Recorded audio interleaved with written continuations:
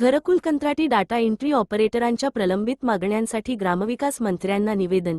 लवकरच बैठक घेऊन ठोस निर्णयाचे आश्वासन. प्रलंबित प्रश्नांवर सकारात्मक भूमिका.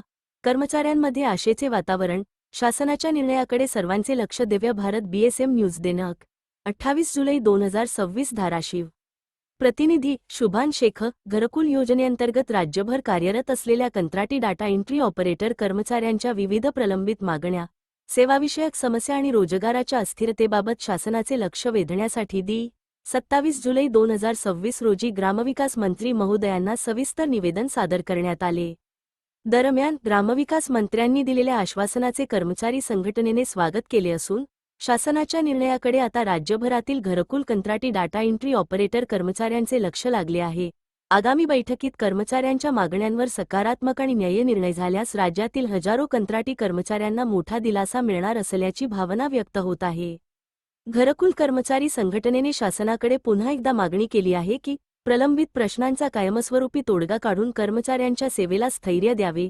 शासन आणि कर्मचारी यांच्यात समन्वय साधून लोकहिताच्या घरकुल योजनांची अंमलबजावणी अधिक प्रभावी करण्यासाठी आवश्यक निर्णय तातडीने घेण्यात यावेत, अशी अपेक्षा संघटनेने व्यक्त केली. Divya Bharat BSM news. धाराशिव. प्रतिनिधी मुख्य संपादक डॉ. भागवत महाले.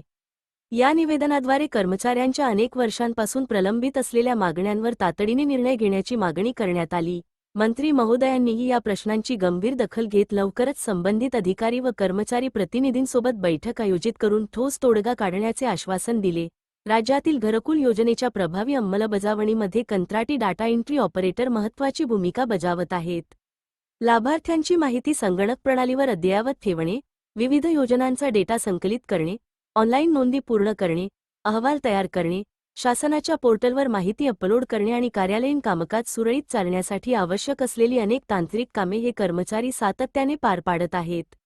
मात्र या कर्मचाऱ्यांना दीर्घकाळापासून विविध प्रशासकीय व सेवाविषयक अडचणींचा सामना करावा लागत असल्याचे निवेदनात नमूद करण्यात आले.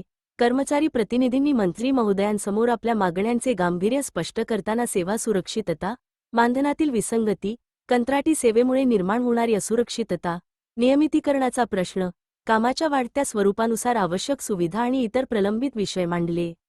शासनाच्या महत्त्वाच्या घरकुल योजनांची जबाबदारी पार पाडत असतानाही कर्मचाऱ्यांना अनेक अडचणींना सामोरे जावे लागत असल्याची बाब त्यांनी निदर्शनास आणून दिली.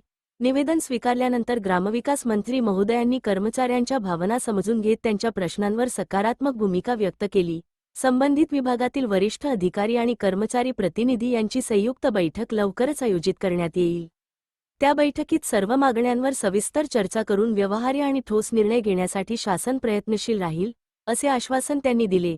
मंत्री महोदयांच्या या भूमिकेमुळे राज्यातील घरकुल कंत्राटी डाटा एंट्री ऑपरेटर कर्मचाऱ्यांमध्ये आशेचे वातावरण निर्माण झाले आहे. अनेक दिवसांपासून प्रलंबित असलेल्या प्रश्नांवर शासन आता गांभीर्याने विचार करेल आणि न्याय्य निर्णय घेईल, अशी अपेक्षा कर्मचाऱ्यांनी व्यक्त केली.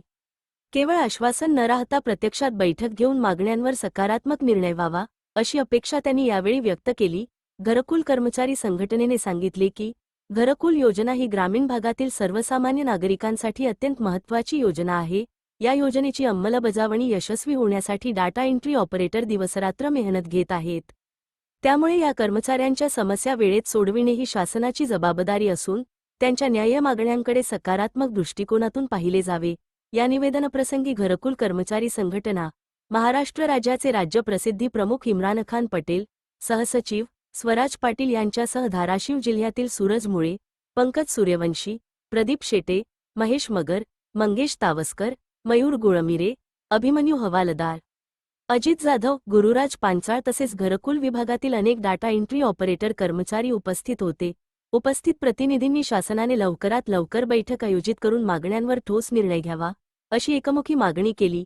कर्मचाऱ्यांच्या सेवाविषयक समस्या दीर्घकाळ प्रलंबित राहिल्यास त्याचा परिणाम घरकुल योजनांच्या अंमलबजावणीवरही होऊ शकतो, अशी भावना त्यांनी व्यक्त केली.